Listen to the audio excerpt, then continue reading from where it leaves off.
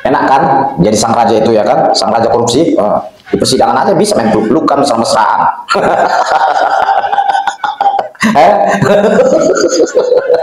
Sebelum kita akan mengkritik mereka, ya kan, para sang raja korupsi, mari kita simak dulu video yang saya tampilkan dulu ya kan. Istri saya pakai namanya untuk mengisi posisi sebagai komisaris, tapi istri saya tidak saya libatkan dalam kegiatan operasional. Tapi dapat gaji? Tidak, gaji dari tadi saya. Tadi 50 juta tadi ya? Enggak. Bukan. Apa itu? Dari saya punya gaji 125, saya bagi 2. Jadi cuma secara formal aja di situ. Betul. Sebagai komisaris ya? Betul, begitu Yang Mulia. Itu dari saya, bukan dari perusahaan. Itu yang saudara tanggapi atas keterangan your darling ya? Yes.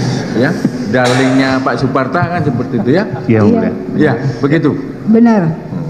Jadi udah nggak ada masalah? Ya, Yang Mulia. Cukup? Cukup. Terima kasih Yang Mulia. Ya, kemudian untuk terdakwa Reza ada pertanyaan dulu? Tidak ada, cukup Yang Mulia. Tanggapan cukup juga? Cukup juga. Terima kasih Yang Mulia. Oke ya. Terima kasih ya saksi-saksi semuanya. Ada my darling, ada sayang. Yang lainnya saya nggak tanya satu-satu deh ya. Karena nggak ada pasangannya di sini. Oke ya, yang ada pasangannya cuma 2. Ya. Terima kasih atas kehadirannya ya. Kita dalam rangka ini apa untuk mencari fakta ya atas dakwaan penuntut umum ya. Semuanya harus sabar ya. Oke. Terima kasih, bisa meninggalkan persidangan. Oh silakan, nggak apa-apa. Nggak apa-apa, nggak apa-apa. Udah kasihan, sedih.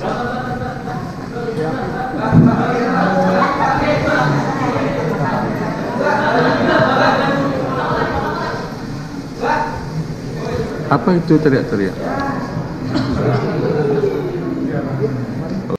Sudah kalian lihat kan, jika seorang raja korupsi bersama rekan-rekan menjalani persidangan, bisa sehappy gitu ya kan, bisa semesra gitu ya kan, ya seakan-akan mereka itu merasa tidak bersalah ya kan, padahal korupsi mereka itu sangat besar, sangat merugikan negara ya kan, dan merugikan rakyat Indonesia juga ya kan.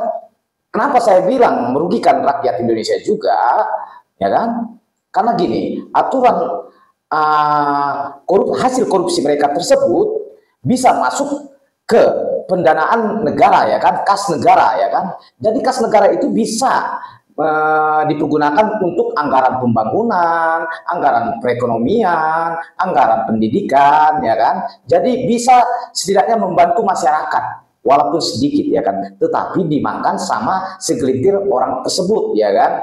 Nah, inilah yang harus kita kritik ya kan, penegakan hukum yang ada di Indonesia itu yang harus kita kritik. Sementara seperti contohnya dalam kasus Vina yang persidangan yang jelas-jelas mereka menjadi korban para oknum-oknum ya kan, mereka sudah sangat berjuang untuk menegakkan keadilan begitu lamanya ya kan, 8 tahun mereka menjalani hukuman dan sampai detik ini mereka ingin keadilan yang seutuhnya ya kan, bahwa mereka tidak melakukan hal yang apa yang dituduhkan oleh oknum-oknum ya kan, tidak semudah itu yang mereka dapatkan ya kan.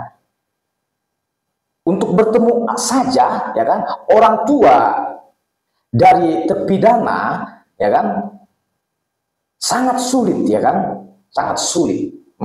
Sementara ini orang yang sudah betul-betul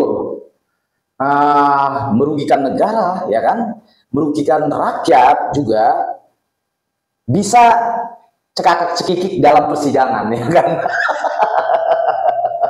Itulah yang ada sebenarnya penegakan hukum yang ada di Indonesia ini. Itulah yang harus kita berantas ya kan. Seperti ada video juga yang saya lihat, mudah-mudahan Bapak Prabowo selesai dilantik akan menaikkan gaji daripada hakim tunggal ya kan. Agar kenapa Pak Prabowo memberikan kenaikan gaji mereka dan tunjangan mereka, agar mereka tersebut tidak bisa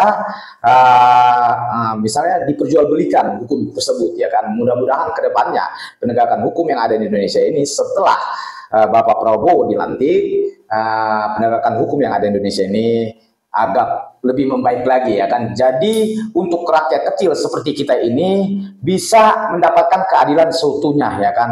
Jadi jangan hanya segelintir orang saja yang bisa bisa semena-mena dalam persidangan, bisa sesuka hati, cekakak cekikik ya kan. Sementara ada sebagian orang yang ingin mendapatkan keadilan sangat sulit ya kan, sehingga mereka pun meneteskan air mata ya kan untuk mendapatkan keadilan ya kan. Itulah yang sebenarnya yang ada di penegakan hukum di sekarang ini ya kan. Semoga kedepannya agak lebih membaik lagi ya kan. Jadi untuk masyarakat kecil kayak kita ini bisa mendapatkan keadilan seutuhnya ya kan.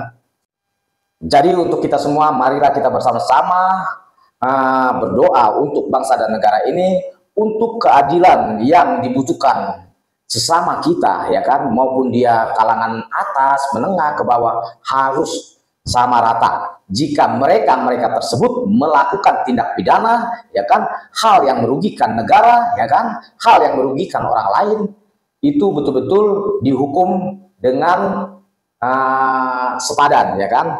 Dan kalau bisa, menurut saya, untuk orang-orang yang korupsi ini ya kan, agar tindak korupsi yang ada di Indonesia ini bisa menurun, kalau bisa hukuman mereka itu harus berat ya kan, harus berat. Jangan nanti ya selesai sidang oke lah ya kan, diberikan lah ya kan hasil keputusan ya, dihukum sekian tahun, kena denda sekian tahun, baru udah siap dalam persidangan tersebut ada di balik layar ya kan, untuk bisa ya masuk penjara seakan-akan ya bisa tidur di hotel seperti itu ya kan. Mudah-mudahan kedepannya penegakan hukum yang ada di Indonesia agak dirubah dan mudah-mudahan lebih membaik lagi. Jika di dalam persidangan itu ya kalau bisa jangan terlalu cekakak cekikik lah ya kan. Hormatilah rakyat-rakyat kecil itu yang ingin mendapatkan keadilan itu ya kan. Jangan kalian sesuka hati untuk menegakkan hukum ya. Harus sama rata. Salam NKRI.